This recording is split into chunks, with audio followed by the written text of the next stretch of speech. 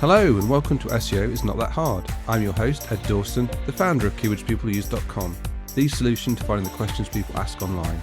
In today's episode, I'm going to cover the news of even more Google updates rolling out right now and some new features we've added to keywordspeopleuse.com.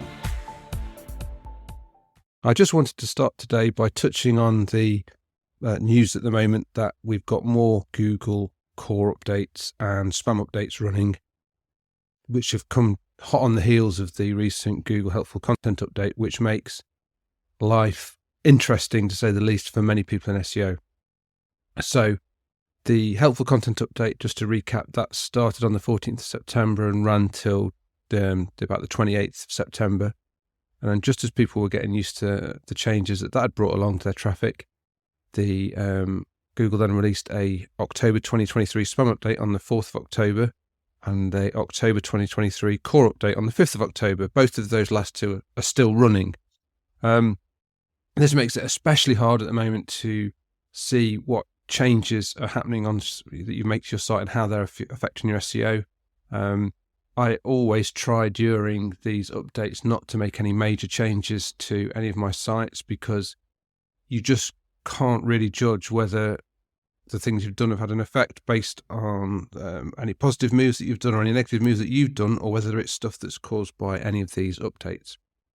Now, these last two, the spam update, I've not heard many people complaining about that. And I think if that is probably one where it's only if you're doing something really dodgy that's going to affect you, and it seems to be mainly targeted at languages other than English.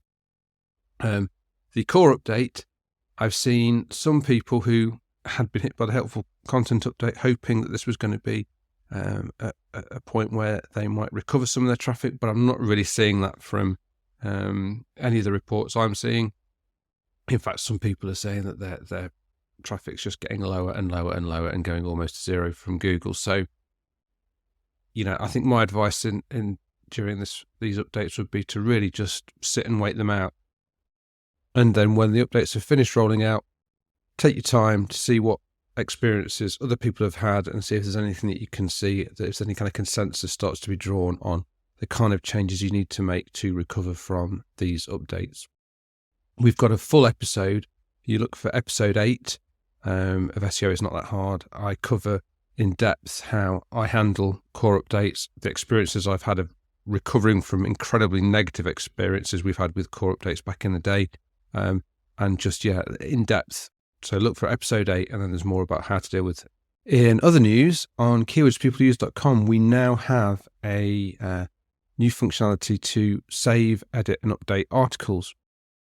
Now, there's been a few places on site already where you could previously generate AI articles based up on the keywords and questions that we found within certain sections for you.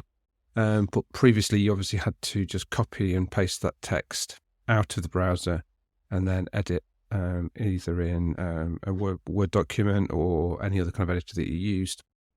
But obviously that wasn't perfect. We know that because we knew people would generate an article and then not copy it out, and then obviously it was lost forever. So what we now have is, you'll see when you log into any account, whether it's a free account, one of the paid accounts, in the menu at the top, there'll be an article section. And this is where any articles you create within any of our searches will now be saved.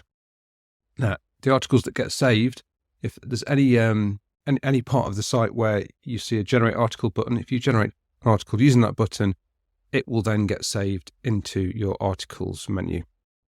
So the places where that is are if you do a people also ask search and then go to the topic clusters, which will cluster all those questions into topical clusters, and you can then generate an article for each cluster. The second place that you can create articles from is a Google autocomplete query. And then once it's run, if you click the topic clusters tab, which will cluster all the keywords found into the logical clusters, you can then generate an article from each one of those clusters. And finally, the last current place that you can go to create one is the AI Assistant, where the template article with FAQs, if you generate an FAQ there, that FAQ will then be saved into your articles list. Now, there are other places that we're looking to put in article generation. So this list will expand over time. So just look out for those generate article buttons They're really great for creating AI content based on these real keywords, these real questions people are actually asking, which creates some great content. Now, obviously, with any AI generated content, you want to be able to fact check it, sense check it, and edit it, just to bring that human touch to it. Because straight AI content, as we know, isn't always the greatest. It's improving all the time, but I would still say always read, fact check, sense check, proof check all AI content. And you can do that by going to the articles menu and clicking articles. That will bring up all the articles that you've got saved. And if you just have to click on one of those to edit it. And we've got a full editor in here. So you can put in all your H1 tags, H2, H3, H4, etc. You can sort your paragraphs out. You can do bold, italic, underline, all that kind of thing. Put in ordered lists and unordered lists, links, all that kind of thing. And you can then download in either HTML format or Markdown, whichever suits your purposes the best. So, you've now got full control over how to edit the look and feel of these articles and then, get them in the format that works best for you. We have loads more planned for articles and AI in general within Keywords People Use. So, do watch this space. If you've got any suggestions or things that you think it should be doing, then please do just let us know. You can email me directly, as always, at podcast@keywordspeopleuse.com. That'll get through to me. And then any ideas or feedback you've got, we will work into our roadmap to make the product that works for you. Thanks for listening. I really appreciate it. Please subscribe, share. It really helps. SEO It's Not That Hard is brought to you by keywordspeopleuse.com, the solution to find the questions people ask online.